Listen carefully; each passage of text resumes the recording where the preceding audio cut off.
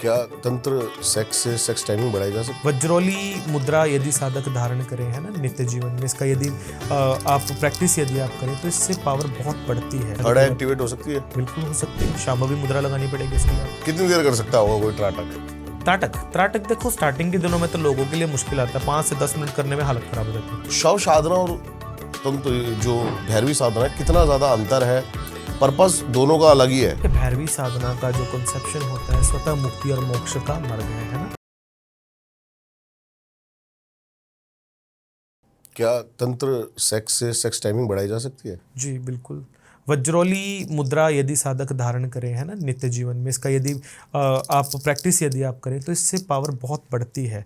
यदि आप वज्रोली मुद्रा का ध्यान कैसे करते हैं, आप सबसे पहले तो देखिए जो साधक के ऊपर आधारित जो चीज़ें होती हैं, यदि आप रीढ़ की हड्डी को बिल्कुल सीधा करके भी अगर आप अलाइनमेंट में बैठते हो तो समझ लो कि आधा तो आपका काम यही हो गया।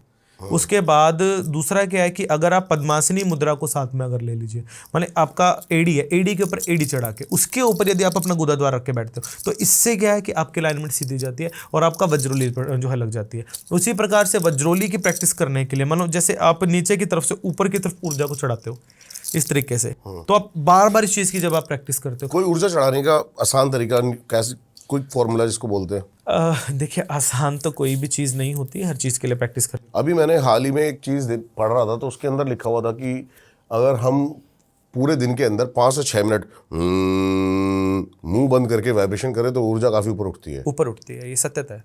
देखिए मंत्रों का भी विधान है, मंत्रों को बोल के नहीं बोला जाता, इनको कंठा ध्वनि बोल के मध्य किया जाता है ना, जैसे हम शम लम है ना, कंपन हुआ ना, यही कंपन साधना में अनिवार्य होता है जो ऊर्जा का निर्माण करता है। यही ऊर्जा आप किसी भी प्रकार के कार्य में यूज कर सकते हो। आप इसको यदि आप मस्तिष्क में यदि आप चढ़ा लेते हो इसी ऊर्जा को तो ये मस्त धारणी ऊर्जा हो जाती है।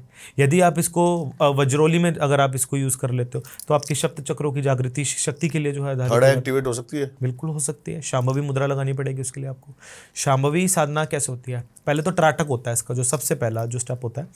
मान लो कि आप एक रूम के अंदर हो, आपने अंधेरा कर लिया है ना, दिया लगा लिया आपने, आप उसको देखते जा रहे हो, एक टक देखते जा रहे हो बिना किसी बात के, आप सिर्फ देखते जा रहे हो और एक जाप करते जा रहे हो, चाहे ओम जहां तक खींचा गया, माने एक जाप करते जा रहा है ना। तो उसी प्रकार से जब वो एक हो जाए, आंखों से आंसू आता है, लोगों के सर में दर्द होना चालू हो जाता है, लेकिन एक टाइम पे ऐसा होता है। कितनी देर कर सकता होगा कोई त्राटक देखो स्टार्टिंग के दिनों में तो लोगों के लिए मुश्किल आता है, 5 से 10 मिनट करने में हालत खराब हो जाती है, लेकिन टाइम के साथ अगर कोई 5 से 6-7 घंटे त्राटक कर सके तो कर सकता है, इससे भी ज़्यादा कर सकता है, बिल्कुल कर सकता है। होगा क्या? त्राटक करने से आप त्रिलोक की शक्ति को भी देख सकते हो, ये सत्यता है। आप खुली आंखों से भूत पिशाच की शक्तियों को देख सकते हो, आप खुली आंखों से उन सब एंटिटीज़ को देख सकते हो जिनका इस धरा से, इस माही से या इस पूरे ब्रह्मांड से कुछ लेना देना नहीं है। जो लोग मृत अवस्था में पहले जा चुके हैं आप उनसे वार्तालाप कर सकते हो, या किसी का यदि काल आ रहा है तो उसकी आप गणना कर सकते हो। उसको मतलब आप रोक तो नहीं सकते, लेकिन आप काल को बच से मतलब उस व्यक्ति को वॉर्न कर सकते हो कि तुझे इस चीज़ से खतरा है और तू यहाँ से निकल जा। तो ज़्यादातर साधक त्राटक साधना करते हैं, क्योंकि इससे क्या है कि समाज के लोगों के कल्याण के लिए और भावना के लिए उनको बहुत सारी वस्तुएं मिल जाती हैं और संसार के लोगों का कल्याण होता है इस चीज़ से। तभी जो आज के समय में लोग बोलते हैं कि बाबा चमत्कारी है, बाबा लोगों के बारे में बता देता है, हमें भी लोग बोलते हैं। तो ज़्यादातर देखिए इसका आधार त्राटक ही होता है असल में, और शांभवी महामुद्रा होता है इसका आधार, क्योंकि देखिए इससे पहले की चीज़ों का जो है हमें ज्ञान होता है, पूर्वाभास मान लीजिए हम इस चीज़ का, चाहे वो किसी भी माध्यम से हो।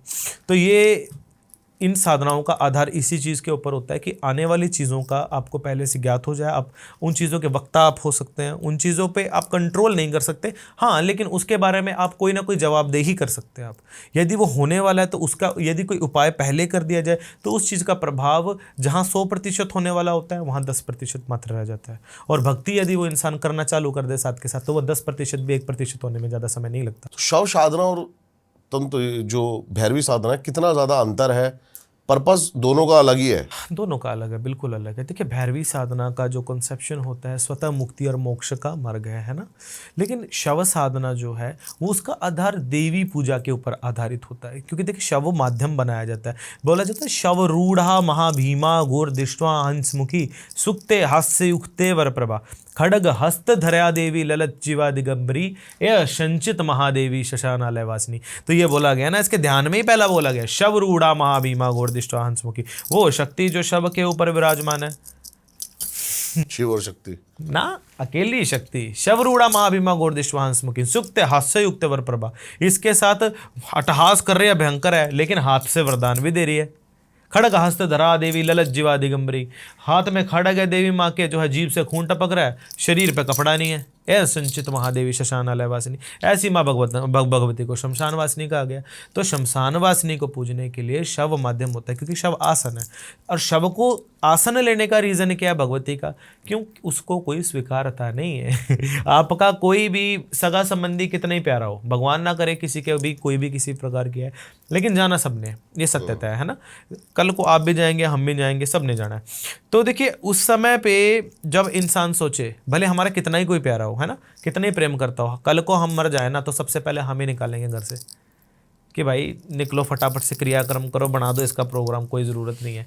तो असली कॉन्सेप्शन देवी पूजा का क्या होता है कि जिसको कोई स्वीकारता नहीं है। हर देवी देवता का आसन आप देखोगे बहुत सुंदर सुंदर होता है, कोई स्वर्ण जड़ित आसन पे बैठता है, कोई मणि जड़ित आसन पे बैठता है, कोई किसी आसन पे बैठता है। देवी भगवती इस आसन को क्यों लेती है, क्योंकि इसको स्वीकारता कोई नहीं ना।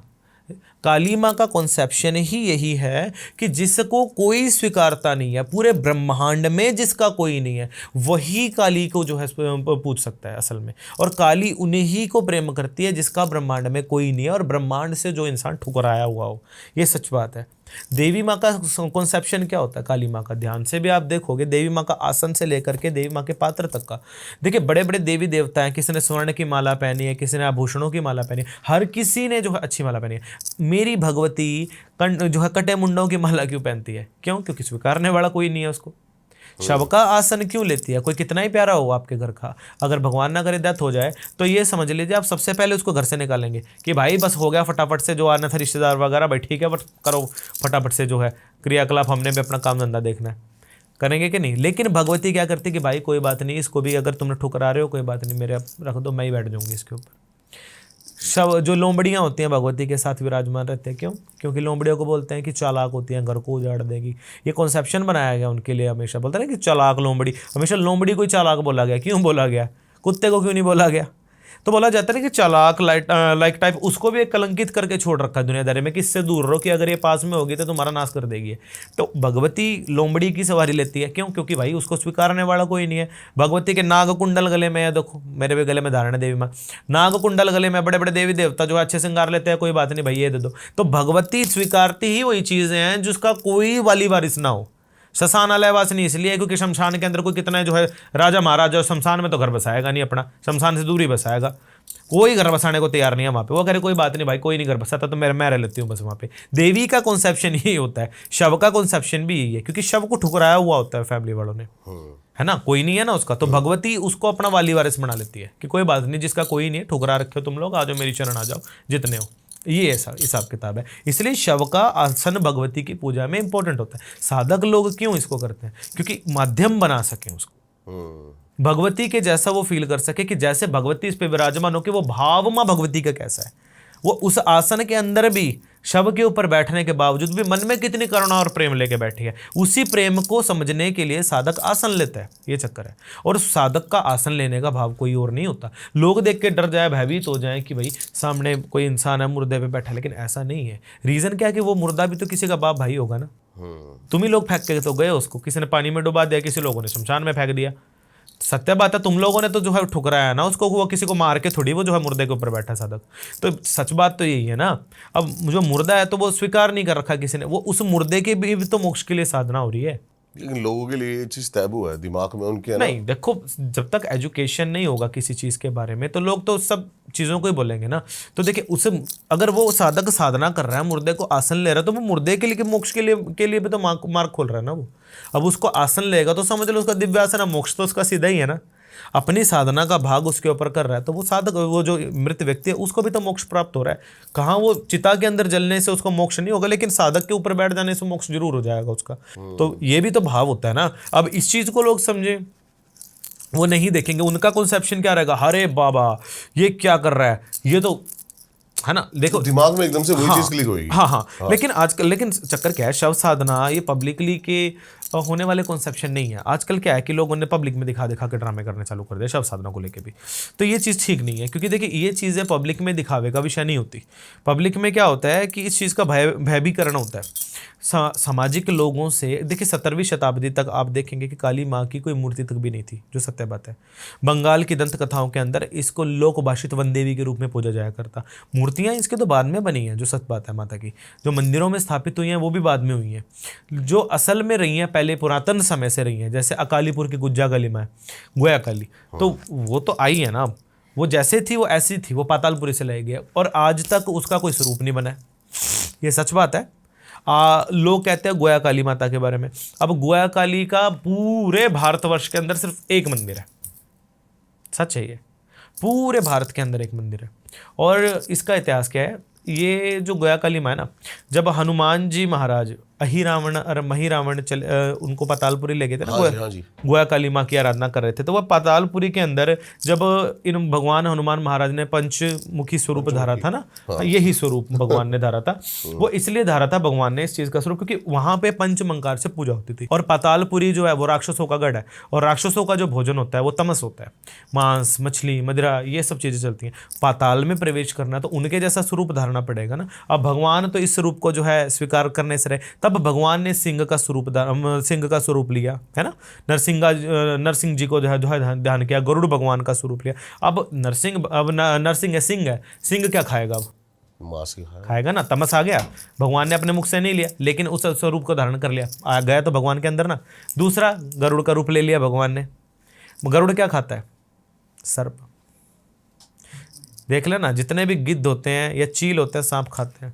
आपको पता है हमारा एक पॉडकास्ट है और हमारा सबसे कंट्रोवर्शियल टॉपिक क्या था, बलि विधान।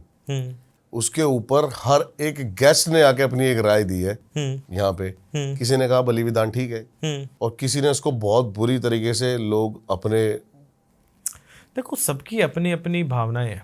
हाँ, लेकिन जो शास्त्र के अंदर आधारित है, हम उस विषय को आपने एक बात बोली थी, उसके ऊपर भी शायद हमारे किसी गेस्ट ने, मेरा नाम याद नहीं आ रहा, कुछ बोला था कि जो भगवती की जो सवारी है वो भी मांस खाती है जी। तो उनका कहना ये था, शायद मैं कंफर्म नहीं कह सकता, लेकिन मेरे जो दिमाग में है वो बताऊंगा कि जब भगवती उनके ऊपर विराजमान होती थी, सिंह की सवारी करती थी, तब वो भक्षण नहीं करता था ऐसी चीजों का। लिखा कहाँ है, कौन से ग्रंथ में लिखा है? मैं उनकी बात से सहमत हो सकता हूँ, आप मुझे रिटर्न में लाके दिखाइए ये बात कि इस जगह पे ये चीज़ लिखा हुआ है, इस ग्रंथ में लिखा है और इस जगह पे शास्त्र प्रमाणित है, तो मैं मान सकता हूँ इस बात को। अगर नहीं लिखा है तो आप अपने मन घड़त कैसे आप मन से विचार दे सकते हो ना। मैं जो बोल रहा हूँ मैं अपने मन से थोड़ी कुछ भी बोल रहा हूँ। अब शास्त्र है, आप पढ़ लीजिए, मैं तो नाम बोल रहा हूँ, है ना। दुर्गा सप्तशती जी, उसमें भी ये श्लोक है। हाँ, मैं आपको श्लोक दे सकता हूँ, अभी भी मेरे पास रिटर्न में पड़े हुए हैं ना। तो देखिए श्लोक जो हैं वो आधारित हैं, अगर वो आधारित हैं तो किया गया उस चीज़ को। तो मैं अपने कोई मन से बोल करके तो ये चीज़ें नहीं कह रहा हूँ ना, और ना ही कहीं ना कहीं, और ना ही मैं कहीं प्रमोट कर रहा हूँ, और ना ही मैं ये चीज़ कह रहा हूँ कि हर इंसान को बलि चढ़ानी चाहिए।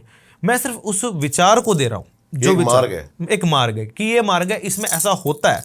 मानना या स्वीकारना वो आपके हाथ में है ना। हर किसी को ये नहीं बोला गया कि आप वामाचार में आप है ना करिए, तो लेकिन जिसका विधान है या जिस क्षेत्र का विधान है, तो उस विधान को आप अपने हिसाब से उसका मॉडिफिकेशन नहीं कर सकते। आपके इंस्टाग्राम फीड इन चीज़ों से भरा हुआ है जी।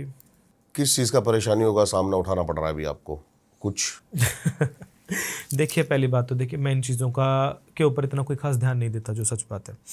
लोगों ने ये बोला है कि मतलब जो मेरे गले के अंदर मुंडों की माला है, वो तो सच बात है। तो वो शहर के अंदर जो लोग गायब हुए उनकी बलि काली मारी में चढ़ा दी गई, ऐसे ऐसे मेरे ऊपर इल्ज़ाम लगाया गया। और लेकिन बशर्ते जो वो मुंड है वो तो बहुत पुरातन है, हमारे जो है मतलब पीढ़ी दर पीढ़ी चलते आ रहे हैं, वो तो हमारे गुरुओं उनके गुरुओं ये चलता आ रहा है, मतलब कहने का मतलब। और उन सब के तो हमारे डेथ सर्टिफिकेट तक है हमारे पास। तो कंट्रोवर्शियल क्या लोगों के मन में, देखिए उस चीज़ के बारे में अगर पता नहीं है उनको इस चीज़ के बारे में, तो वो अपने विचार दे रहे हैं उस चीज़ के बारे में। अगर नहीं है उस चीज़ के बारे में, अगर उसको क्लियरिफिकेशन किया जाए, क्लियरिफाइड किया जाए उसको, शायद वो अपने विचार चेंज कर सकते हैं। तो अपने अपने कॉन्सेप्शन है, मुझे लगता है अपने अपनी मैंटेलिटी है, लेकिन हम अपनी मैंटेलिटी किसी के ऊपर नहीं थोप सकते, है ना। अगर मान लीजिए कि अगर मैं मांस खाता हूँ तो मैं फोर्स नहीं कर सकता कि सभी मांस खाएं, या फिर सभी अगर शाक खाते हैं तो वो सब मेरे को ये फोर्स नहीं कर सकते कि मुझे भी शाक खाना चाहिए। तो ये तो मेरी पर्सनल लिबर्टी है ना। तो मैं जिस परंपरा की बात कर अभी रहा आप हूँ, नॉनवेज वैसे खाते हो? जी पर मैं वैसे नहीं खा सकता, लेकिन मंदिर में पूजा के दौरान चढ़ता है, पंचमंगार में होता है तो हम लोग लेते हैं उस चीज़ को। दूसरी बात, मैंने ना करीब 1 साल से मैं वेज हूँ प्रॉपर। ओके उससे पहले मैं नॉनवेज था जी। मेरा, लेकिन जो पर्पस है ना वो ऐसा कुछ नहीं है, मतलब कि मैं जिसकी वेज वजह नॉन से, वेज में नहीं है। हाँ, सिर्फ एक चीज मैंने कहीं पढ़ी, जब मैंने बताया ना कि मैं त्राटक की प्रैक्टिस कर रहा हूँ, ऊर्जा की प्रैक्टिस कर रहा हूँ, ये अच्छा है। तो उसके अंदर नॉनवेज क्या करता है, ऊर्जा को नीचे लेके आता है। तांत्रिक साधनाओं के लिए उत्तम होता है ये, शतत्व साधनाओं के लिए उत्तम होता है ये, लेकिन अगर सतत्व साधनाएं आ जाए तो उसमें इसका विधान खराब करता है।